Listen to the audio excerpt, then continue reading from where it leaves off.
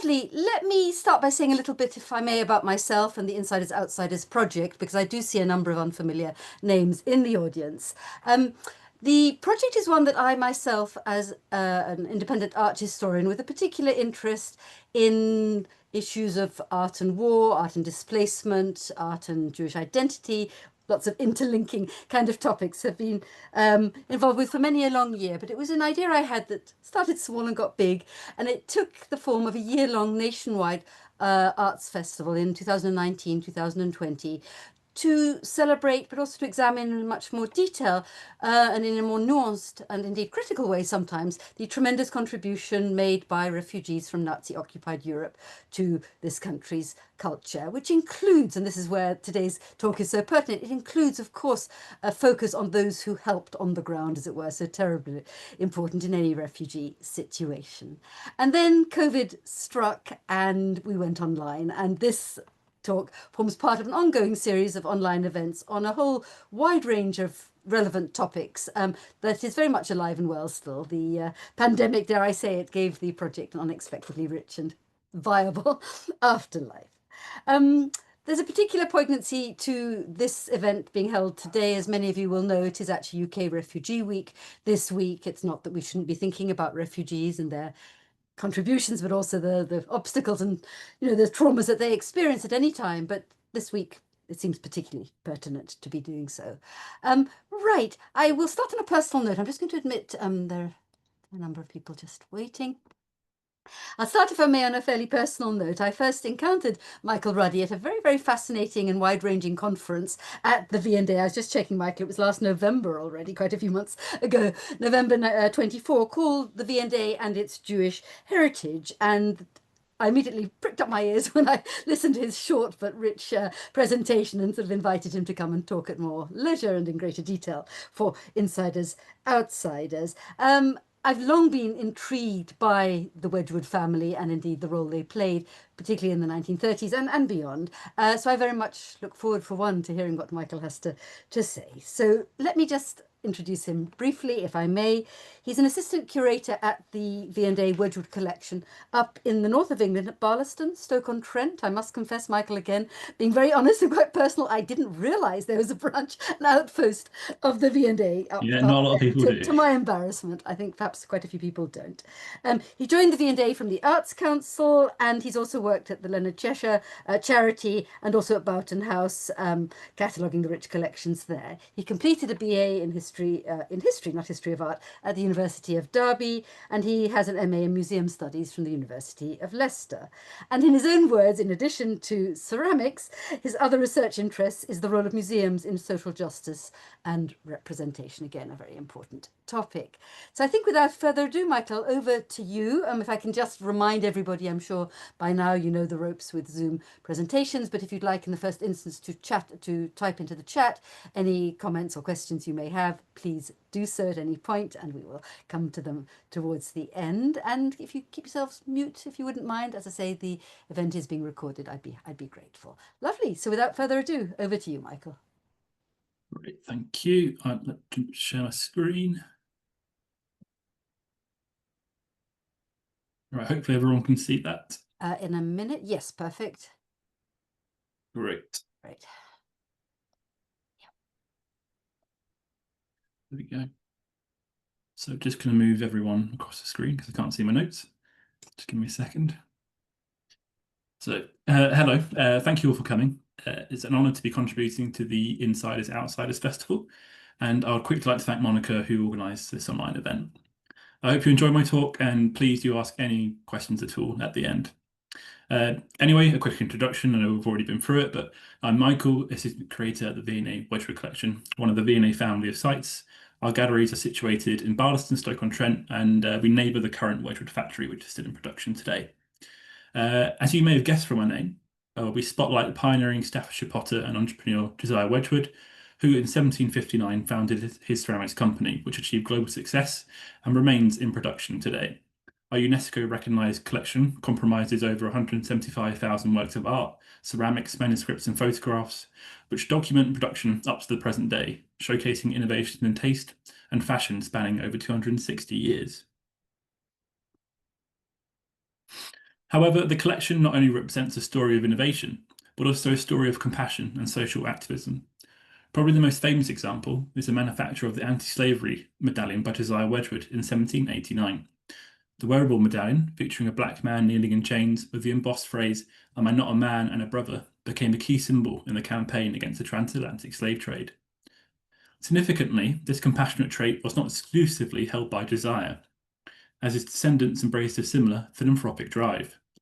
Examples include his daughter Sarah Wedgwood, founder of the first anti-slavery society for women in 1825.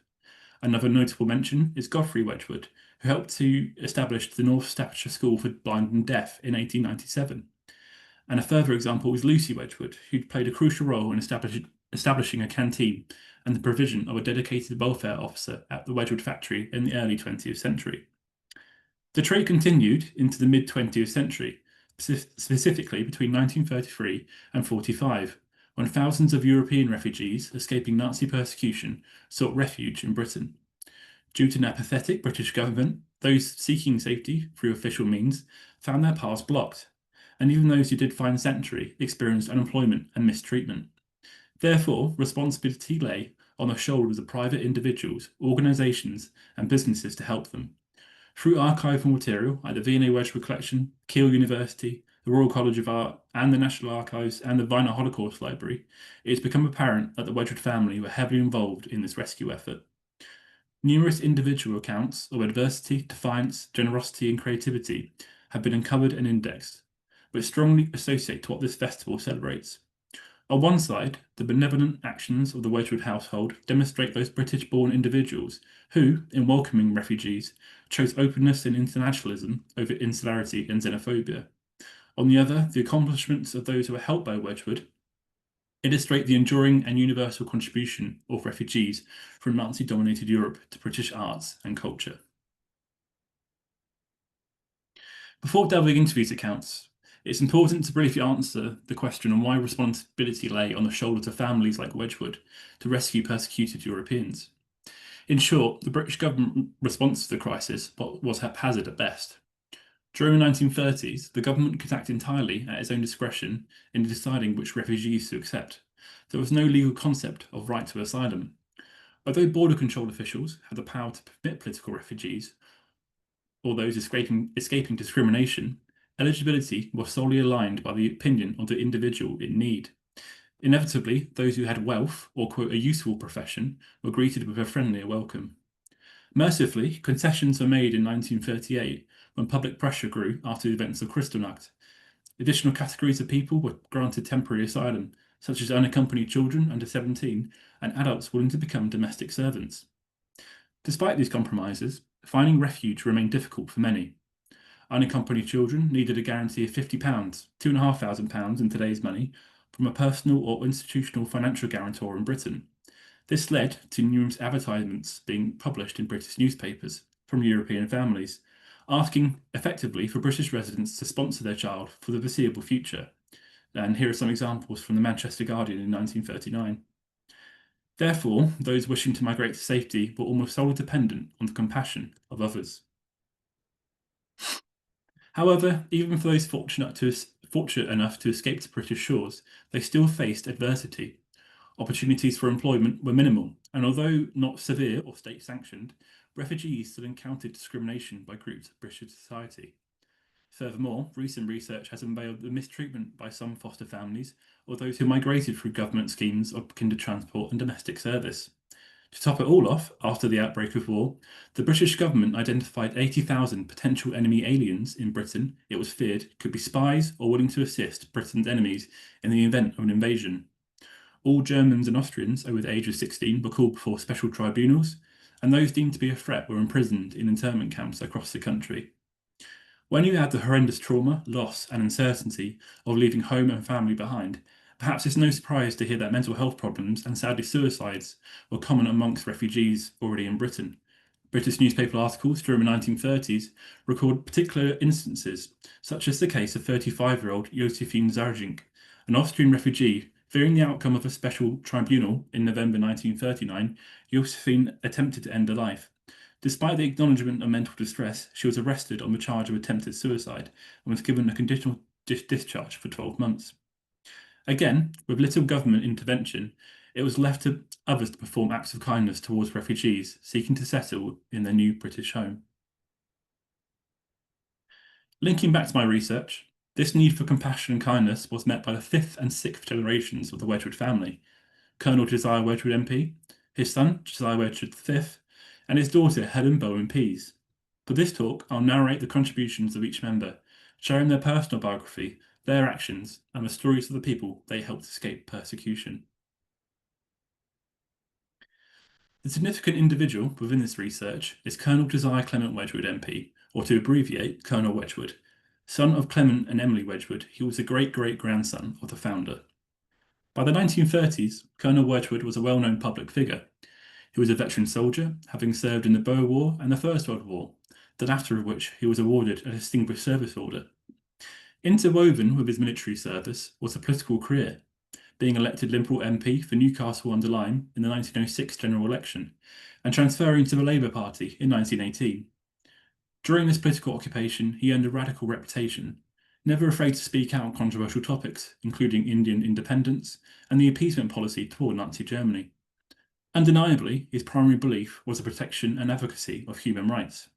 His friend, but also opponent, Winston Churchill, had this to say about the Colonel in 1942, quote, "If asked for the best evidence of the virtues of our democracy, I would cite the whole political life of my old and gallant friend Josiah Wedgwood. The distressed of the whole world have learnt to look to him and through him to Parliament for a patient hearing and the redress of wrongs." From early 1933, Colonel Wedgwood was one of the few major advocates for the refugee cause. At this stage, his main target was the rethinking of British policy regarding immigration and asylum. In February 1933, he raised a question to the Home Secretary, asking whether the Immigration Act could be relaxed to allow German refugees into Britain. The Home Secretary replied that it would not be in the national interest to do so. Colonel Wedgwood's questions about restrictive policy were consistent, but were always met by the same stock response. This apathetic attitude clearly frustrated the Colonel. In a 1937 essay titled "Tolerance or Cowardice," he argued that, quote, "it is not virtuous to condone tyranny and then to be silent about the wrong done to others." Despite his speeches falling on deaf ears in Parliament, they were not in vain. They were well publicised and gained in popularity domestic and abroad. His mail was filled every morning with letters from Jews, socialists, academics and journalists trying to escape from Nazi persecution. One Austrian refugee, assisted by Colonel Wedgwood, later reflected in 1939 that, quote, while they were strangers to Stoke, Stoke was no stranger to them." His increasing presence also caught the attention of the Nazi Party itself. Perhaps it's not surprising to learn that the Colonel's name was listed in Hitler's Black Book, a document declaring who would be taken into protective custody following the invasion of Britain by Nazi Germany. Another weapon for creating support for refugees was publishing his strong opinions in the national and local press. Each article contained a carefully framed argument, using shocking case studies from the continent together with a hopeful message that the country would remember its long history of liberty and providing sanctuary to the oppressed. Examples of this sanctuary included the 16th and 17th century Huguenot migration to Britain, and more controversially, the abolishment of the transatlantic slave trade in the 19th century. Despite the Colonel's efforts, he faced tough opposition by governmental and public figures. This isn't surprising, considering that anti-Semitism and xenophobia were prevalent in Britain during the 1930s. A symptom of fascist ideologies and economic difficulties, the infiltration of these beliefs is best summarised by a 1938 article in the Evening Standard. The writer stated that Britain did not want refugees to, quote, "compete with our own people for employment, to swell the number of mouths which we must feed in time of war, and in time to mingle their blood with ours." Another 1938 article in the Evening News highlighting the arrival of Czech refugees argued, quote, "Where is it all going to end? Surely the time is near, if it has not already arrived, when we put up the barriers if England is to remain England." With the opposition the Colonel faced, it was clear that if anything had to be done, it had to be done directly. In May 1933, he founded the German Refugee Hospitality Committee, becoming its president. The aim of the committee was to provide temporary accommodation for any German refugee, including men, women and children. By December 1933, it had already helped 400 refugees find shelter. The most significant achievement of the committee was its relationship with the Society for the Protection of Science and Learning. This society, established by William Beveridge in 1933, was essential for supporting leading German academics expelled by the Nazis. A 1933 advert in the Times, placed by Colonel Wedgwood, summarises the role of the committee succinctly, quote, "As these unfortunate persons are not permitted to earn a living, it is all the more fitting that they should be treated as honoured guests while they are here, and that the great British tradition for hospitality to all victims of persecution should be upheld."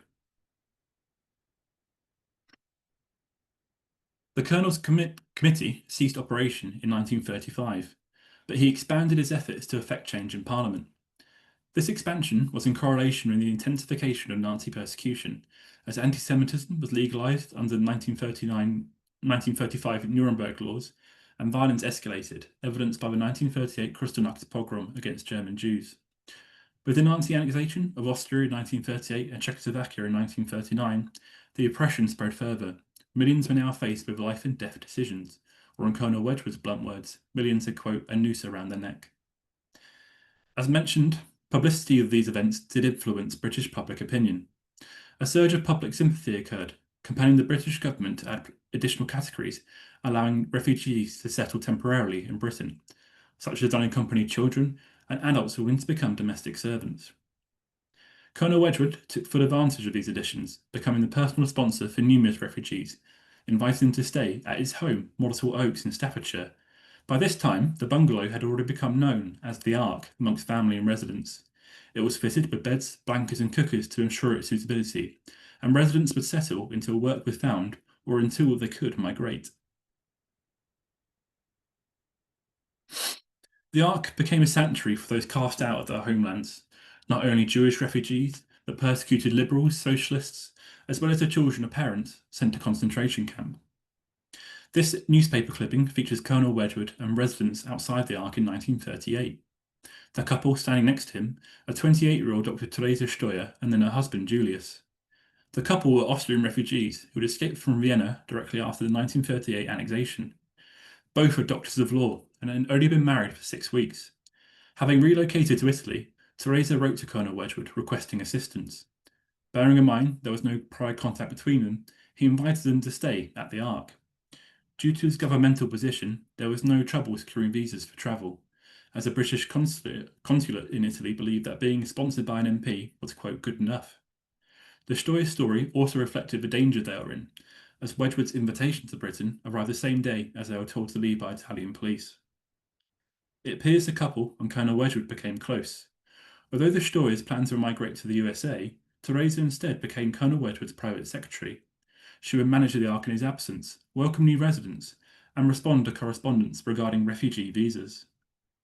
Another responsibility that the Colonel assigned Theresa was to present at local public meetings, with the aim of stirring up public sympathy for refugees. Here she would recall that after the annexation of Austria, all Jews were dismissed from their jobs and removed from public life. Theresa's uncle, aged 48, committed suicide due to his membership with the Association of Free Thinkers, leaving behind a wife and daughter. 10 of Theresa's friends were captured and imprisoned. She claimed to know that 5 were already dead.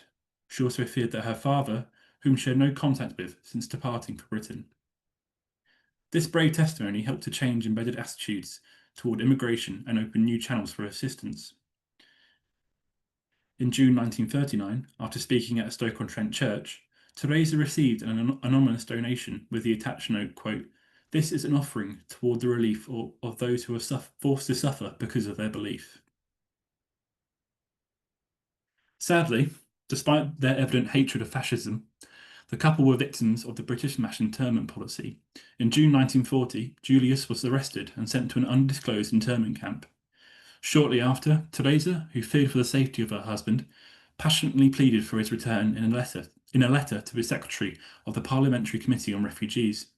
One paragraph within the letter summarises Theresa's feelings of disbelief and betrayal. Quote, "Out of the chaos of Nazi Austria, my husband and I only saved each other. Country, home, family, friends, careers, books, income, everything was lost. But my husband and I clung to each other resolutely, through grave dangers and together, finally reached this country and refuge. In gratitude thereof, and with a heavy heart, but without hesitation, we refugee wives offered this country all we had, and were proud and satisfied when our men volunteered for a mission into the army. These applications were rejected. On the 25th, on June the 25th, my husband, an Austrian of Polish birth and parentage, was arrested, and I have heard nothing of him since. Mercifully, Julius was released on the 11th of September 1940. A little more than a week later, the couple embarked for the United States to settle in their new Pennsylvania home. However, I would like to conclude the story on a more positive note. Ever the academic, in 1941, Teresa graduated from Hunter College in New York, and thereafter had a career working for an export firm until 1946. After which, she decided to return to Europe, joining the US Foreign Service, at first working for the Office of Censorship in Germany. Then, between 1947 and 1949, she served as a court interpreter for none other than the Office of the Chief Counsel of War Crimes in Nuremberg. In a twist of fate, Teresa helped to ensure that those responsible for the displacement and death of millions of her own countrymen and women were punished for their heinous crimes. Teresa spent the rest of her life in the Foreign Service, passing away in 2003, aged 91. Another beneficiary of Colonel Wedgwood's actions was a 14-year-old German Jewish refugee called Ulla. Born in Berlin on the 8th of December 1924 to Ava and Kurt Weinman, Ulla arrived in England on 26th July 1939. Her £50 sponsorship was funded by Colonel Wedgwood, who came to assist through an incredibly fortuitous chain of events.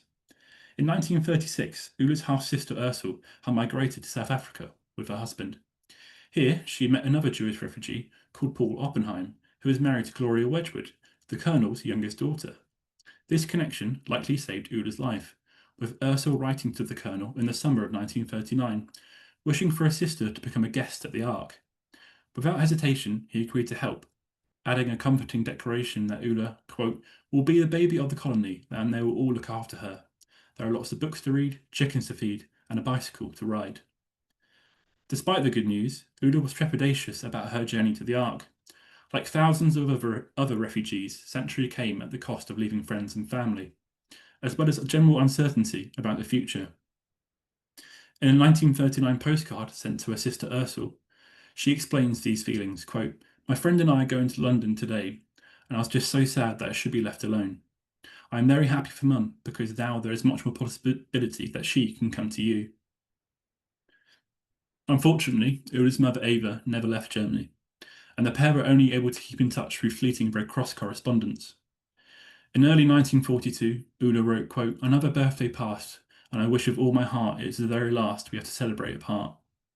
Her mother replied affectionately, quote, beloved child, 1,000 thanks for your lovely congratulation. I am healthy and I am working. Write without delay about your own well-being. In love and kisses, Mum. In November of the same year, Ava was murdered at Auschwitz concentration camp. With her father Kurt passing away in 1934 and a half-sister in South Africa, the 14-year-old was now truly alone. Yet she maintained a drive and determination to start a new life in Britain by following her passion for art. In June 1941, thanks to help from Colonel Wedgwood, Ulla joined Wedgwood to work as a hand paintress at the factory in Barlaston, Stoke-on-Trent. She left in 1942 and began lodging in Derby, where she found a job painting and decorating at Crown Derby Porcelain Company. That same year, Ulla also began a full-time 4-year course at Derby School of Art.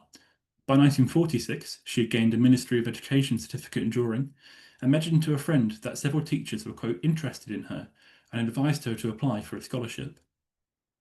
As well as carving a career for herself, Ulla also fell in love. In 1947, she married Wilfred Goodman, a fellow student at Derby School of Art. Sadly, for reasons unknown, the marriage to Wilfred was short-lived and compelled her to relocate to London. Facing another upheaval, Ulla asked the British Jewish Refugee Committee for assistance and was awarded £120 to complete a 2-year part-time course at Wimbledon Art School. Here, she achieved further qualifications in pottery and terracotta.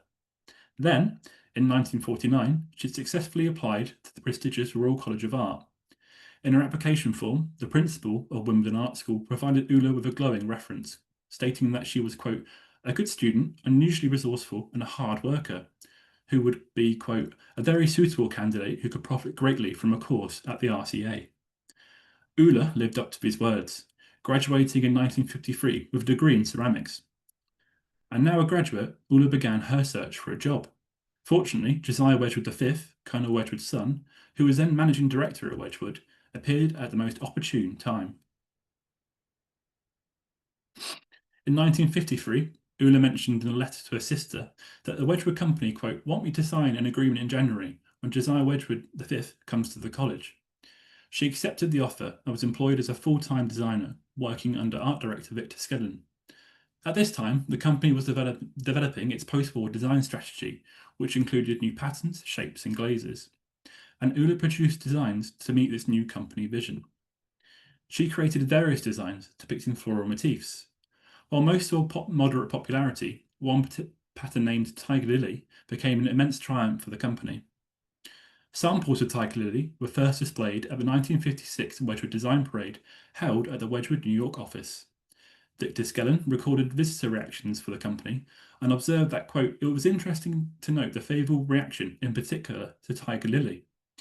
Skellen also highlighted that Tiger Lily was placed second best in a visitor ballot, and a representative from popular retailer Gumps in San Francisco had bluntly commented that they would, quote, take that if you could stock it.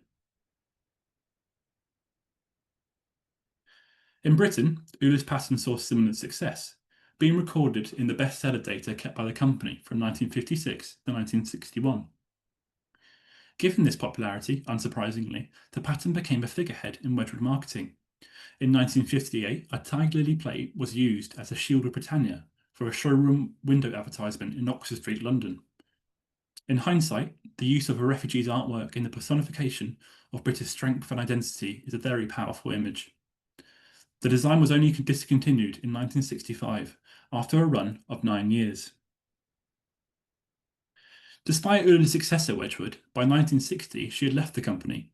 Remarkably, she dedicated the remainder of her life toward the transcendental meditation movement, moving to India to contribute as a teacher. During this period, Euler wrote to a family friend where she contemplated her displacement and yearned for a permanent place to call home. Quote, it happens from time to time that my life suddenly gets gathered up as it were cast into the melting pot of destiny. And this will always happen to me when I least expect it, when I settle down somewhat complacently, fancying that my life is taking a certain recognizable shape, which allows one to predict the sort of course it will take in the future. Just then, swoop, it is all gathered up by some supernatural power, cast into the cauldron of destiny, and I just stand aghast, wondering in what shape my life will be recast next. In the late 1960s, she returned to Germany, establishing a meditation centre in Lower Saxony. She passed away in 1981, aged just 57. With the outbreak of war, Colonel Wedgwood's rescue mission ceased. However, he remained an active defender of refugees, particularly when the mass internment of German and Austrian refugees was sanctioned by the British government. He was made first Baron Wedgwood by Winston Churchill in 1942, who invited him to sit for Labour in the House of Lords. Sadly, he died the following year in 1943, aged 71. In his memoir, he takes personal responsibility for the rescue of 222 refugees from Central Europe. While this number is hard to verify, photographic evidence of Colonel Wedgwood's efforts exist. One example is a photograph depicting refugees outside the Ark around 1940, illustrating the range of people who benefited from the actions of the compassionate colonel. Amongst those photographed are Euler and Teresa, as well as many others who have made similar contributions to British society, whether in the arts or other industries. Linking back to my focus surrounding the Wedgwood compassionate trait, it's interesting to note that Colonel Wedgwood drafted an imaginary dialogue between himself and his ancestor Josiah Wedgwood. Here, he clearly states his inspiration for his actions. Quote, what are your politics, he asked. I replied, yours, sir, a hatred of cruelty, injustice and snobbery, and an undying love of freedom. I then heard a voice say, carry on, and the Prince of Potters vanished. But the colonel was not alone in his efforts, with his children possessing a similar conscientious and internationalist drive, exemplified by the actions they took to get refugees to safety, as well as advocate their fair treatment. This includes his daughter, Helen Bowen Pease. The Cambridge University graduate was an active feminist and pacifist, Her membership list included the No Conscription Fellowship, the Women's Cooperative Guild, the Cambridge Women's Welfare Association, and the Women's Trade Union League in London. She also held a political career, becoming a magistrate in 1925, and was elected to local government in 1932 as a Labour councillor in Girton, Cambridge. Her beliefs about humanitarianism are easily summarised, with Helen remarking to a relative, quote, "How one hates the denial of decent values of life, the cult of class, and racial hatred." Given her beliefs and principles, it's unsurprising that she was close to Colonel Wedgwood. Their well-recorded correspondence features discussions on politics, philosophy, family news, and religion. As the 1930s progressed, their conversations increasingly covered the plight of refugees. Helen participated in assisting refugees from Central Europe as early as 1933. At first, her involvement was relatively light touch, possibly reflecting the general laissez-faire attitude in the early 1930s toward German exiles. Nevertheless, she set out to ensure that those who had fled Germany were assimilated into the new home in Britain. In a 1933 letter to her father, Helen describes her somewhat reluctant involvement in establishing a Cambridge society dedicated to, quote, inviting all foreigners, generally mixing them up, getting them entertained, and politely treated by English people.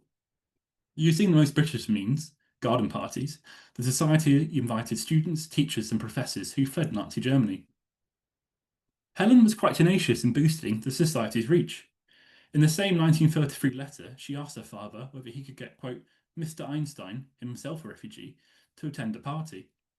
She suggests that, quote, it would be useful to include, quote, what a charming person your daughter is, and that how we burn the swastika in effigy. And you can also add that I shall not ask him questions about relativity.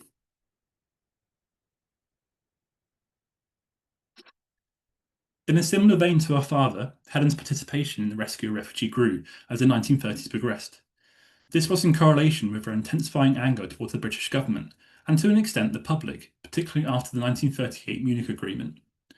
In a scathing letter to Colonel Wedgwood in 1938, Helen agonised that, quote, the spectacle of one's own countrymen cheering wildly at having crawled out of war by chucking their friends overboard is too nauseating.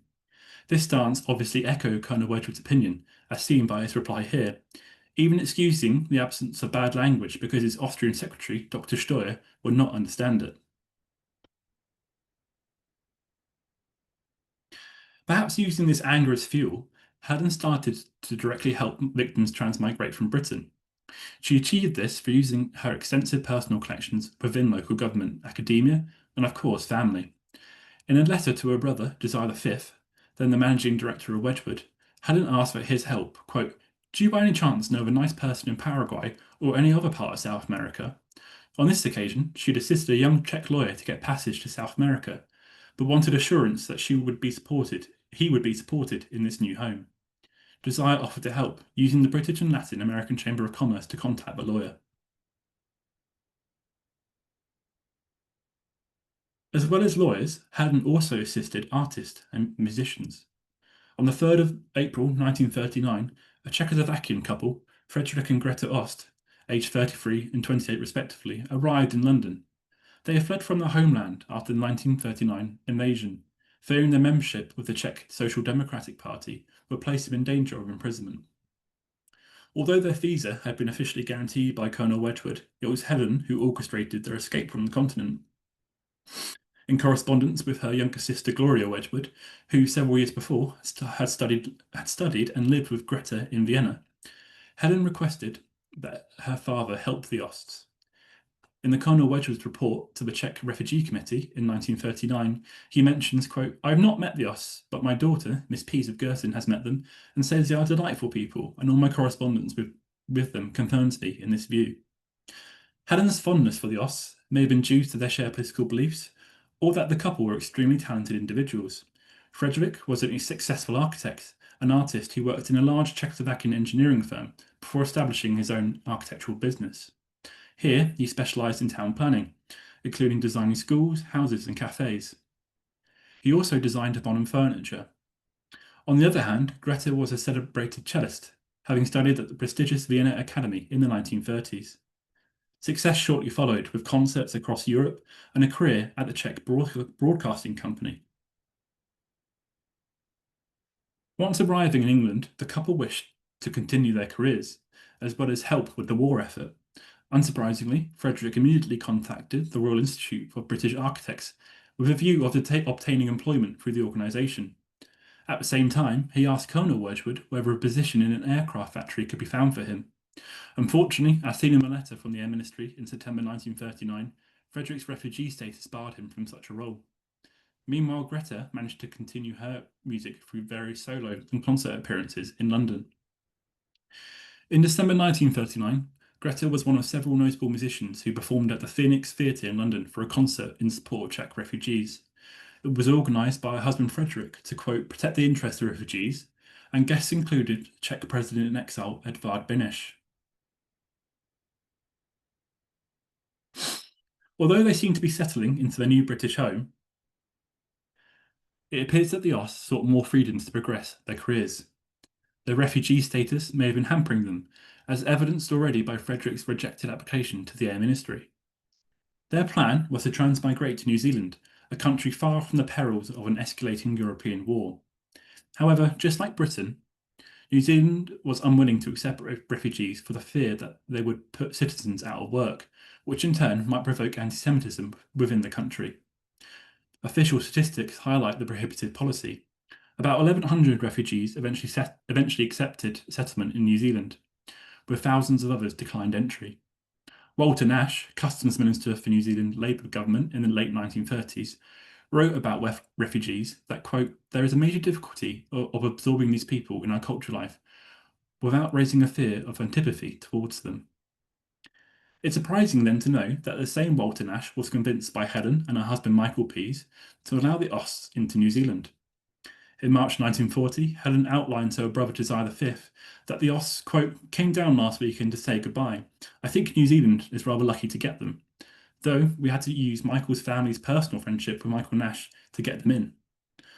Also concerned for their well-being, Helen added, quote, if you can give them instructions to any nice people, we should be much obliged, as we have not many friends there ourselves. Once the Oss arrive in New Zealand, they are quickly assimilated and continued their artistic and musical outputs. Frederick became a recognised architect and designed many commercial buildings and apartments in Wellington and Lower Hutt. Fortunately, a few examples of his work remain, including the so-called Nancy Martin House in Wellington. The name derives from art collector and musician Nancy Martin, who commissioned Ost in 1956. When they collaborated on the interior of the home together, they chose a scheme inspired by the Bauhaus movement, where interiors were often decorated with strong complementary and contrasting colours, juxtaposed to accentuate the lines of the home. He also pursued his artistic talents. One pen and ink drawing made by Ost in 1944 was titled A Stranger Arrives. The Cubist and Expressionist work features a central Maori motif and can be interpreted as a stranger who is attempting to engage with a new place to which he has come, to become a member of that society or groups within that society rather than remaining on the outside. Frederick died in 1985. Greta was similarly successful in a new home. She was a founding member and sub-principal of the New Zealand Symphony Orchestra, principal cellist in the Auckland Sinfonia, and regularly played for other string groups in radio recitals. Greta died in 1988. Persecution and uncertainty forced the Oss to relocate twice in the matter of a single year. Despite this, they contributed to the advancements of art, music, and culture in the places they called home.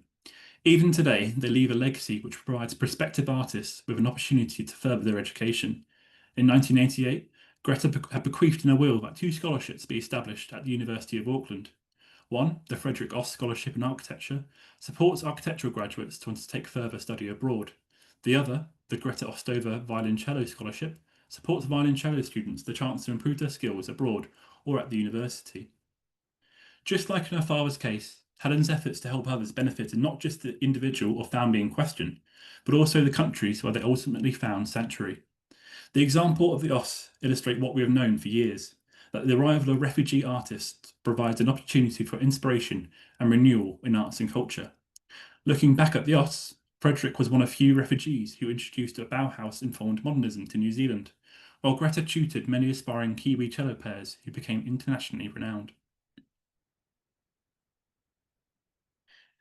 But Helen was not the only child of Colonel Wedgwood who sought to help those fleeing persecution, with a younger brother Josiah V also contributing in a similar proactive manner. Josiah, the great-great-great-grandson of Josiah Wedgwood, joined the family firm in 1927. On sudden death of his uncle Frank Wedgwood in 1930, leadership of the global company fell to 30-year-old Josiah. He became chairman and managing director in 1930, with the objectives of ensuring the survival of the Wedgwood brand, particularly with the impact of the 1929 Wall Street crash. However, just like his father and sister, he was clearly concerned about the safety and treatment of refugees fleeing from Central Europe. In an essay titled Has Hitler Conquered Our Minds?, he argued that true victory would only be achieved through the following principles. Quote, that charity, irrespective of race, remains the highest virtue. That hatred remains a vice except when it is the impersonal hatred of cruelty and injustice. That justice does not punish for the mere fact of being born on the wrong side of a frontier or of speaking the wrong language, and that in the long run, European civilization can only be reborn by the fraternization of all its peoples.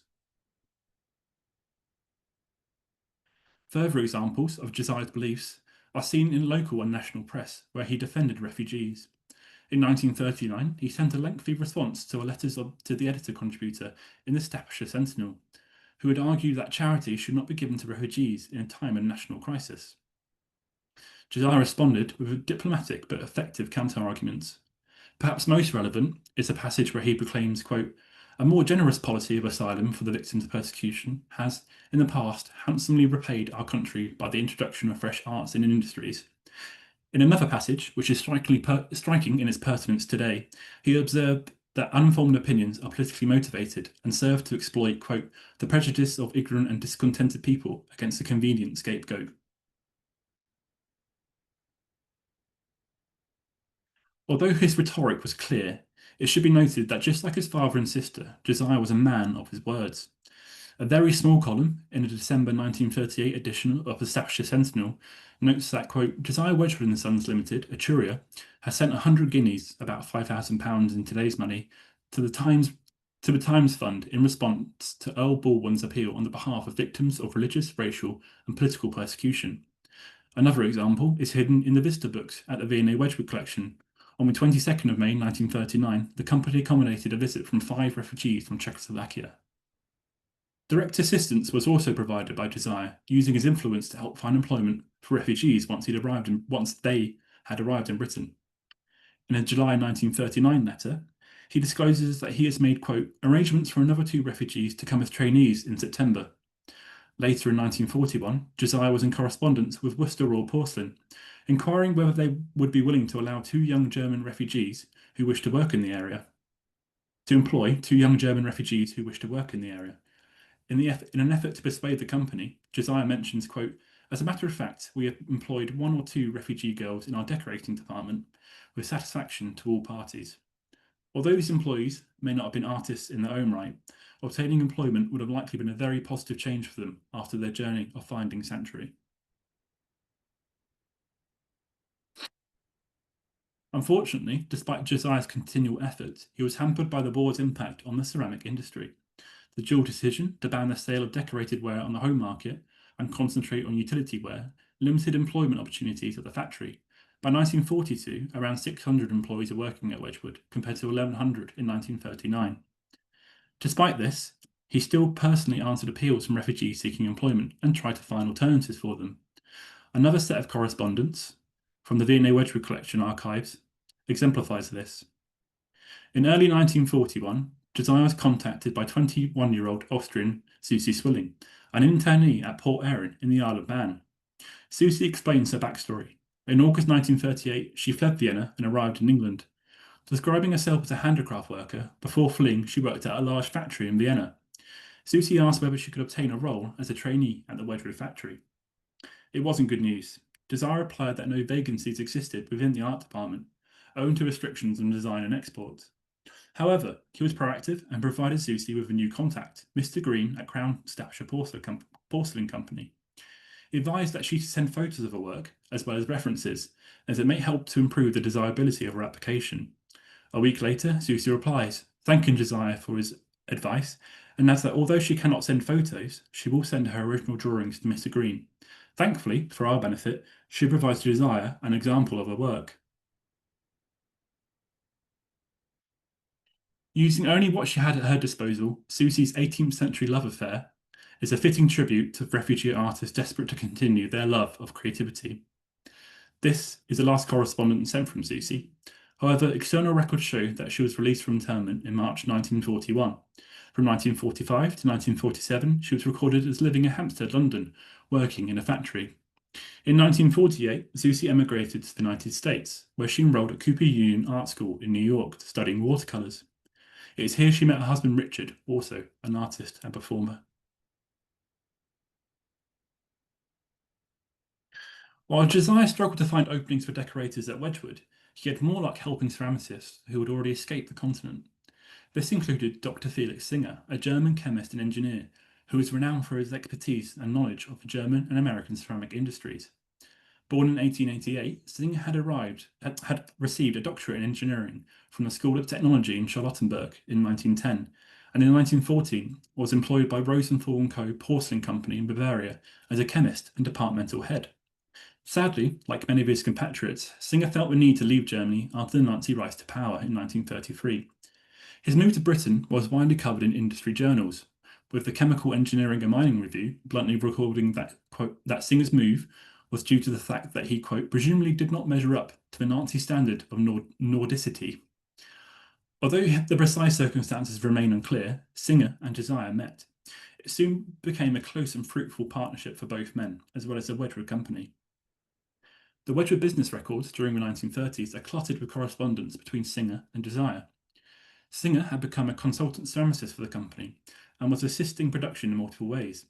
In July 1939, using inside knowledge, Singer informed Wedgwood that a large European export firm, Rudolf van der Wald, had recently moved its business to London with the aim to start exporting British goods. Clearly, judging by the company reply, this was extremely valuable information for Josiah. On another occasion, in 1939, Singer visited Wedgwood to help solve problems of a particular ware which was being impacted by dunting, where the ceramic body cracks under firing. These issues were apparently solved after Singer's visit. It is vital to note that Singer's helpfulness was not unreciprocated. Josiah and other Wedgwood personnel were always willing to assist the refugee ceramicist when he called on them for help. Most crucial was their assistance in securing Singer's naturalisation, in other words, the process of becoming a British citizen. Although appearing cautiously optimistic, Singer feared in 1939 that his application might be in jeopardy due to his contact, Edward Turnauer, Lord Winterton, being dropped from the cabinet. He asked Josiah whether Colonel Wedgwood could assist with the matter. Unsurprisingly, they were happy to oblige. In February 1939, Colonel Wedgwood received the following message from the Home Office that, quote, it has now been decided to grant Dr. Singer a certificate of naturalisation. This fast-tracking of naturalisation would save Singer the potential of internment just a year later.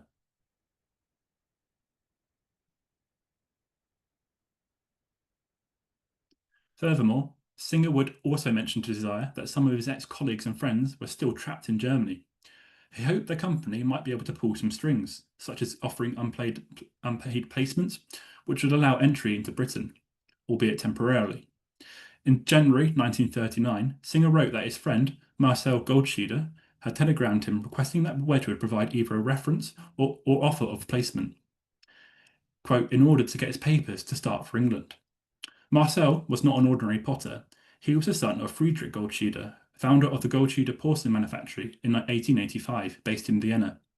By the 1930s, the company had earned a wide international acclaim and established itself as a leading ceramic company throughout Europe. Unfortunately, after the annexation of Austria in 1938, the family were targeted by Nazi racial laws, as they were considered Jewish by descent. They were forced to leave their business and find refuge. For Marcel, the Wedgwood reference facilitated his escape, as he arrived in England in February 1939. He later set up his own pottery business in 1946, of course, based in Stoke-on-Trent, the Potteries.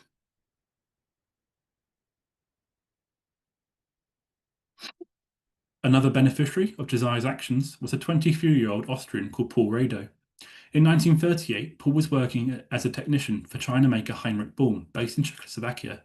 Looking to improve his understanding of clay compositions, in June 1938 he contacted Wedgwood requesting whether he could volunteer in the factory's laboratory for 4 weeks. His application was accepted, and Paul started his placement on the 20th of June 1938. His correspondence with Wedgwood is extensive and interestingly involves other leading staff at the company, particularly Norman Wilson, works manager and close friend of Josiah. It appears that the pair were always willing to help Paul, particularly when his life was changed forever during the political turmoil of 1938. Despite the initial plan to stay just a month, Paul was still in England in October 1938, working voluntarily at Wedgwood. Just a month prior, his Czech employer, Heinrich Böhm, had been effectively dissolved after the German annexation of the Sudetenland. Their apparent crime was simply being Jewish. This was a particular worry for Paul, not only because he couldn't return home, but Heinrich was his uncle, who adopted Paul at an early age, after the death of his brother and sister-in-law. Sadly, Heinrich and his wife Clara were murdered at Auschwitz in 1942. As mentioned, Paul was effectively stateless, tied to a home that no longer welcomed him. To add more anxiety, his Home Office permit was only temporary. Thankfully, Josiah and Norman were more than willing to help. On Paul's behalf, they had fought to extend his permit twice, first in August 1938 and again in September 1938. However, these were only limited to 2-month extensions. Therefore, during October, they were again trying to gain an extension for Paul.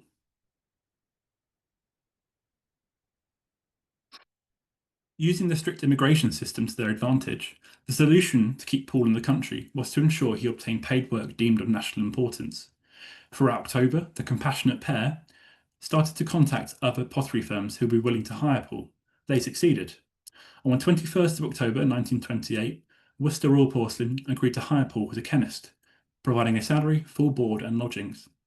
The reply from Wedgwood illustrates relief, but also the concern they had for the welfare of Paul, particularly the paragraph, quote, Mr. Rado and his parents have been going through a very tragic period. First with Austria and then the Czechoslovakian disaster. They have lost their nationality and possessions. If he is able to do a useful job at Worcester, it will be a very happy new start for him. However, this was only for a month's trial. On the 23rd of December, the Home Office wrote to Paul stating that he had to leave the country by the 25th of January 1939. Again, and with the backing of Worcester Royal Porcelain, Josiah and Norman leaped into action. On the 28th of December, just 5 days afterwards, Norman provided a reference for the Home Office. One line is particularly striking, quote, Paul is a typical example of the best type of intelligent technical man, and as such he is an asset to his country. In March 1939, the Home Office granted him a leave to stay in the United Kingdom.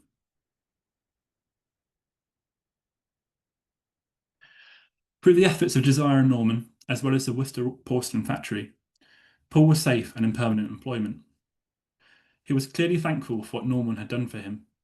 Upon receiving the initial news of employment at Worcester in November 1938, Paul wrote to Norman, quote, I beg to express my deepest thankfulness for all you have done for me.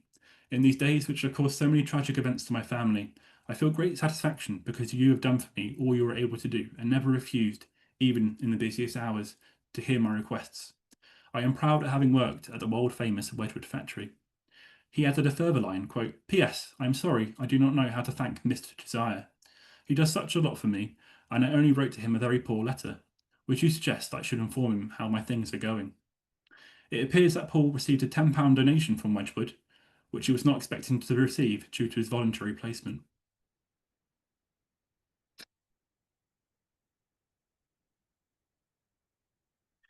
Just like other refugees mentioned in this talk, Paul would continue to contribute to British arts and industry, working at Worcester Royal Porcelain for the rest of his life as a research manager. A must-know man in the industry, he helped authors such as Geoffrey Godden in his book Godden's Guide to English Porcelain, and he also became an author himself, publishing a book entitled An Introduction to the Technology of Pottery in 1969. He retired in the mid-1980s and passed away in 1997, aged 82. To summarise, through the compassion of the Wedgwood family, people across Central Europe with dignity, agency, hope, skill and creativity who were forced to leave their homes and families were able to escape persecution and lead fulfilling lives. As I've recounted, those who were helped enriched our culture through contributing to various forms of art, including art, design, architecture and music. While the events of this talk happened about 90 years ago, at the V&A Wedgwood Collection, we believe it's vital that we remember them today, particularly in a world which is again facing increasing aggression, prejudice, and insularity. Last year, we collaborated with a group from Amnesty Hub, a Stoke-on-Trent organisation that supports young asylum seekers. It connected to the 2024 Refugee Week of theme of home, and we used Ula Goodman's story as inspiration.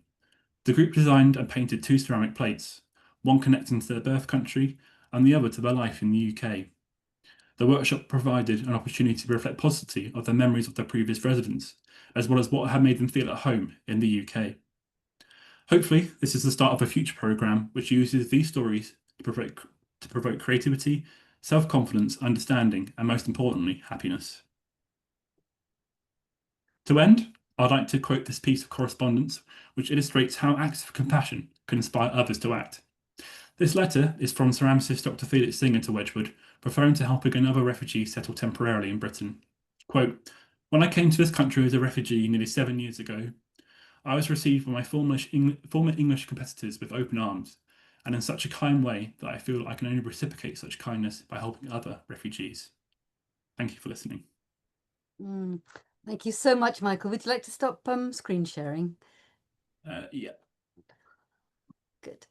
Well, I'm sure everybody will agree with me that that was not only incredibly informative, and I think I have the impression you've discovered a lot of archival material that simply nobody's looked at or examined properly before. But gosh, incredibly moving and actually inspirational as well. But and covering so many of the issues that in fact the Insiders Outsiders project embraces in so many of its activities. Thank you so very much. I am looking at the time, and some people may need to leave, and obviously that's fine. But I think we have some questions and some comments likewise. So let me just take a good look here.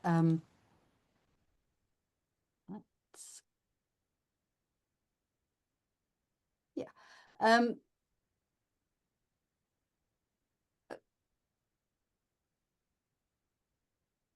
Right. Okay. Some quite specific, interesting questions. Can I just ask one quite important question, I think, which you haven't touched on? It may be that it's irrelevant, but I do wonder whether there was any religious underpinning to the Wedgwood family's profound humanism and humanitarianism. They weren't Quakers, were they? No. No. They were, I guess they were sort of, as you would describe, Church of England, I suppose. I mean, this is a part of the family that was sort of known, sort of almost a bit sort of outcasted because of their sort of radical nature, I guess, compared to the rest of the family. But they weren't fans of the Catholic Church, for example, particularly because of the actions of the Pope in the run up to the 1930s. I mean, the Colonel Wedgwood does mention sort of Christian values, and Josiah V, his son, also mentions those, but it's never sort of the major underpinning of what they're doing. It's normally, or whether that humanitarianism is sort of stemmed from those Christian values. They're never quite sort of clear, but they mention those sort of phrases throughout the correspondence. Interesting, because as many of you will know, the Quakers are very much the unsung heroes. I mean, in a wider context, and I was curious about that. All right, let me just now turn to the questions from the audience. Here we go. All right. Right, a question from Sharon. How did the Wedgwood family reach out to find the refugees in the first instance? Was it just from the adverts in places like the Guardian newspaper, and equally, and I was also wondering about this, how did the refugees know to contact the Wedgwood family? Well, so quite a lot of Colonel Wedgwood's articles were translated and publicised across Central Europe at the time, especially in the 1930s. So we know that. But also, Wedgwood being the sort of global brand it was then, quite a lot of these individuals probably had close links to the ceramic industry. And if they knew the Wedgwoods, they might have known them from meeting them at some point, they would sort of slyly ask, just, can you help me? I've got someone who needs help.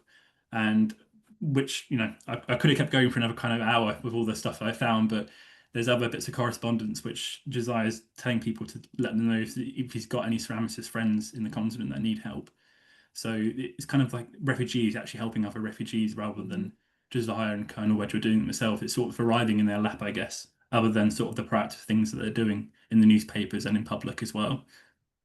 But also, there's like Gloria Wedgwood, for example, meeting by chance meeting on staying with, well, by chance meeting Ursula in South Africa, but also meeting Gloria Wedgwood in Vienna as well. These things, as quite a lot of these stories are when you read about them, especially during this time, there's totally by chance.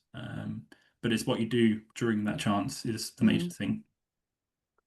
Chance and luck, of course, as well. Mhm. I have actually only just noticed an interesting comment apropos my own question from Ian Fell. Nice to see there seems to be a marital connection with the pioneering Quaker Pease family. So while the Wedgwoods weren't Quakers, there is actually a connection there. Ancestor Edward being the father of the railways up in Darlington, something perhaps to pursue Yeah. if you haven't yet. Yeah, I mean, I know the Pease So, family. They are mm, one of the, I think maybe Michael's father. He was one of the founders of the Fabian Society, which is sort of the early days Labour Party. And their children, Helen and Michael, go into lots of involved in lots of different families as well, and particularly involved in genetics. Um, but also there's a whole Darwin connection with the Wedgwoods as well beforehand. So there's a lot of stories which I still haven't really explored. The archive is quite bunched at the moment, especially during this time period. So it's a bit of sort of lottery, but I'm getting there slowly, I think. um, fine. From Alan Mann, a question: Can you tell us about the Wedgwood links to the Lidice Shall Live campaign, which was launched in Stoke-on-Trent? One has to assume many of these refugees that came to work along the Wedgwood family also contributed to this campaign. Fascinating talk. Thank you very much. Yeah, thank you, Alan. Yeah, I mean, actually, there are some sort of columns because obviously British newspapers is a really brilliant resource to understanding, especially with public figures such as kind of Wedgwood, understanding his thoughts and sort of the increase of his help during that time. So I have seen Ladise mentioned a few times, but nothing concrete in the archives or anything like that so far. But I can only imagine that the Czech refugees that were already in England were helping highlight the horror of what happened in that village, but also um, raising money as well. There are some donation letters from the Wedgwood factory towards Czech refugee committees as well. So there was a strong support particularly for Czechoslovakia as well, I think. But all refugees really from Central Europe, as I sort of mentioned in the talk, they come from many different nationalities. Did the Wedgwood family, I mean, were they linguists at all, or was English really the only language of Colonel Wedgwood communication? could speak German. Important. Yeah, Yeah. yeah.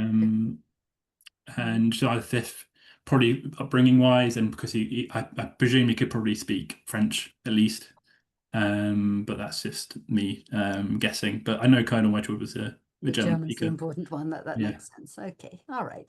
A comment from somebody called Jane C. In case people don't know, there's a fascinating book based on one or more of the Guardian adverts that you included in one of your early slides called I Seek a Kind Person by Julian Borger. But I think, is there a Wedgwood connection? Perhaps not, but that's... No, but it's actually the article that inspired me to find more of these adverts. So I was going to, in fact, I definitely was read going to it. ask you, Michael, and it's an Yeah. obvious question. What led you to all this incredibly rich material in the first place? What sparked the interest? Um, it's yeah. I mean, like I said at the start, I'm interested in the power of museums and social justice. How can we use these stories for future good, essentially, without being sort of too cliche. Mm. As sort of seen by the starting of a project of the family to happen in Stoke-on-Trent. But yeah, I mean, my grandfather, who I never met, he was in the 8th Armoured Division, I think. And so he was one of, not the first, but latter into Belsen concentration camp. Mhm. And he threw away all his war medals one day. My dad, Mm. he picked them all up again and kept them. And so sometimes I think about his memory, making sure these stories are told, because I can't imagine what he had to witness and see. Yes. Oh gosh, that's also very, very moving indeed. A comment just coming in from Judith Rose. My mother went to North Staff as a kinder transport Oh, refugee in brilliant. 1939 with a Quaker connection, although not a Wedgwood one. Yes, indeed. Yeah, yeah. Oh gosh, so much more that could be said. Judith, would anybody else like to sort of, you're very welcome to unmute yourselves. I think, we've got a smallish group now. To add Yeah. anything more before we Well, wind would things I Yeah, I'd up? like be would to. I be allowed to say something Yes, of about course, this? Judith. Go Thank ahead. you. My mother came from Germany on a kinder transport at the age of 15, and it was largely through the Quakers working in Germany. But the arrangement was that she went to a school, the Orme Girls' School, which was a girls' grammar school in Newcastle under Lyme. And the school sort of semi-adopted my mother and about 4 or 5 other Jewish refugee girls. And the parents of the girls at the school sponsored these refugees and paid for their. I mean, foster families were found, but it was the parents of girls throughout the school who paid for the girls' education and living expenses. So I've never come across another refugee setup quite like that, where it was a school that sort of undertook the sponsorship. Interesting. Thank you. Thank you. It's such a lesson, isn't it, for today as well? You know, it wasn't the government. I mean, we have this sort of very rosy tinted view of the Kindertransport as being a sort of great gesture of magnanimity, you know, way back just before the outbreak of the Second World War. It wasn't the government. The government was reluctant. It was individuals. It was, yeah, and it's still the same, I'm afraid, isn't it? And Yeah. it shouldn't be like that, that's for sure. Michael, there's a comment from, well, actually, hold on. Right, Jane again saying, thank you for the introduction to Ulla Goodman. I'll look into her story some more. Those Red Cross letters were so poignant. I think Yes. also I was very struck by those two articles about the suicides or the attempted suicide. One thing I'm always at pains to make very clear in everything, you know, that I do as part of the Insiders Outsiders project is that, yes, you know, my focus is on stories of contribution and indeed achievement, often against indeed the odds. But against that, there are so many stories of failure is not the right word, but of trauma unresolved and indeed often ending tragically. And that's so important to remember that. I mean, for me, it's, you know, it's there's different. I mean, the most sort of the way we've measured sort of rescue in the past is the sort of right, the sort of Jewish Israel. Remind me of the it's the righteous amongst. Oh, the righteous among the nations. That's a Nations, that's it, Yad yeah. So Vashem these people, you know, project. these extraordinary people who have saved hundreds of people, and they have to reach certain criteria. Sometimes I think that criteria is so stringent that you can stop other stories from reaching through. And it's not just about the person who's coming over, it's how they experience what they experience when they're here as well. Of You know, course. it's fine to, you know, you're on a different, effectively you're on a different bit of land, a bit further away from the danger of what happens now. You know, if you're still sad and you're getting interned, or you still can't find that career, you still can't find your dream, like it's really, you know, mentally deteriorating. And I wanted to highlight that it's not just the act of rescue, it's also the act of kindness as well. That's really important in these stories. Absolutely. Kate, you've got your virtual hand up. Please do unmute yourself. Thanks, Monica. Hi, Michael. Good to see you again. Hello. Really moving to hear those other stories, and thank you for sharing so much. I'd love at some point, doesn't have to be now, to hear a bit more about the Amity Project and how you're inspiring that connection between historical experiences and the experiences of so many young asylum seekers and refugees in the UK today who we know are experiencing those same sort of dislocations. Jane, in the comments, I can see you're interested in Ulla's story, and I thought you might be, and other people might be interested to know that Ulla is my great aunt. And you'll see there's two other people on the call with the surname Eisenstein, and my dad Steve and my aunt Eva, who are Ulla's niece and nephew, and Ulla's sister Ursel, who got her the connection to the Wedgwoods, is my dad and Eva's mum. So full circle here this evening. Wonderful. No, Michael did mention that family members were in the audience. And I didn't want to put you on the spot, but a very, very warm welcome. No, it's lovely really to have you. Yeah, it's quite moving actually to have them here. So thank you both, Stephen and Ava, for coming. It's an honour really to have you here.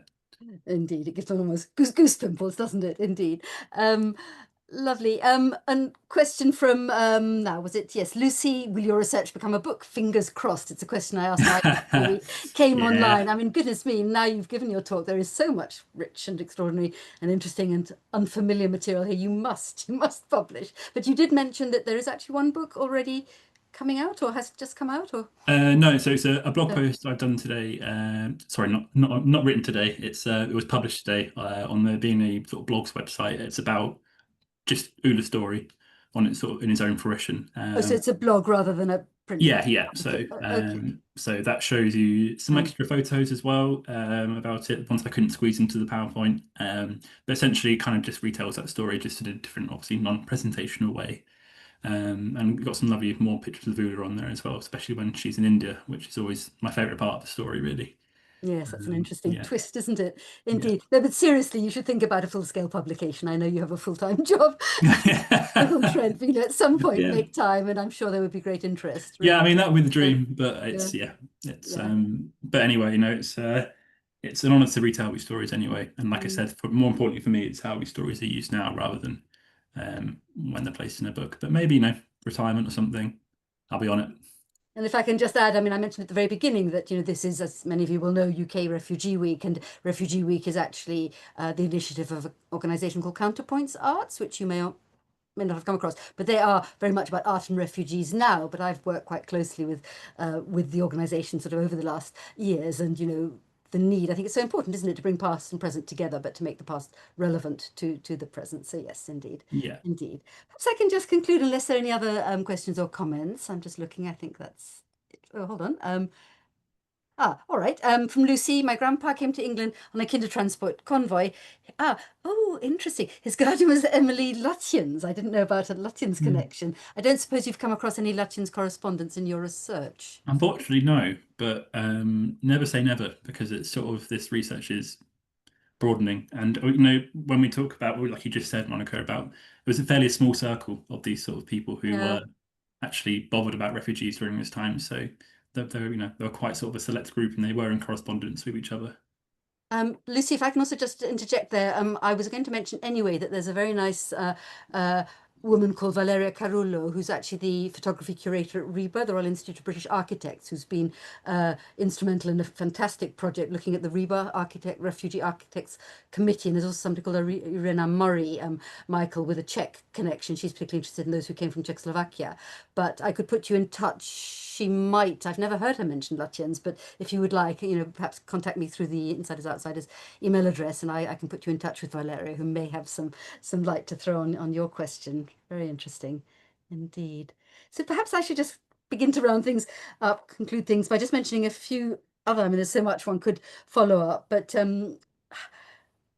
Sybil Oldfield's The Black Book. Wow, what an extraordinary publication that is. And yeah, I won't say more, but check it out, everybody. That's a very, very, very interesting and disturbing, but also informative publication. You've mentioned internment, the internment of so-called enemy aliens by the British government in early 1940. And for those of you who either don't know very much or would like to know more about that rather infamous and still, morally murky episode in British wartime history, I'd like to just alert you to the fact that on the Insiders Outsiders YouTube channel, which you can easily find just by Googling it, which is where this recording incidentally will end up, there is actually a whole sort of subsection on internment 1940 with a particular focus on creativity in the internment camps, which is another very interesting and rich and related subject. So I would urge you to check that out. Right, I could go on, but I probably shouldn't. I think also a few other thoughts. I mean, going outside London, I mean, we tend to think of London as the kind of centre of the university. Some of us are guilty of that. And I think to hear these stories that take us way beyond the big city, the capital, is really useful as well. And I loved, yes, this idea that the tiger lily design was used for the Shield of Britannia in a way that actually sums up the kind of irony of the situation, whereby something that is seen as the quintessence of Britishness, is actually the creation of an outsider, a refugee. Indeed. Good.